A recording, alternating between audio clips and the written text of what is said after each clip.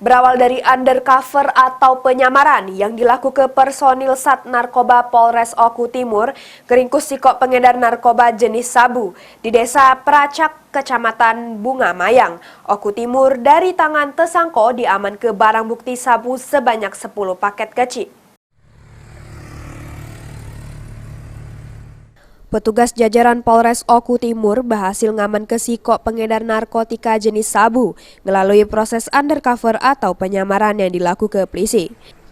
Tersangka AL awalnya dipancing dengan diajak bertemu di Desa Pracak, Kecamatan Bunga Mayang, Kabupaten Oku Timur, sehingga langsung diamankan dari tangan tersangka diamankan barang bukti sabu sebanyak 10 paket kecil seberat 0,51 gram. Menurut pengakuan tersangka, dirinya baru beberapa bulan ngedar ke sabu untuk biaya hidup sehari-hari. Sabu tersebut diperoleh tersangka dari Kabupaten Oku Selatan. Selanjutnya tersangka AL dijerat polisi dengan Undang-Undang Narkotika Nomor 35 Tahun 2009 sehingga dijeblos ke jeru sel tahanan Polres Oku Timur. Aji, PAL TV.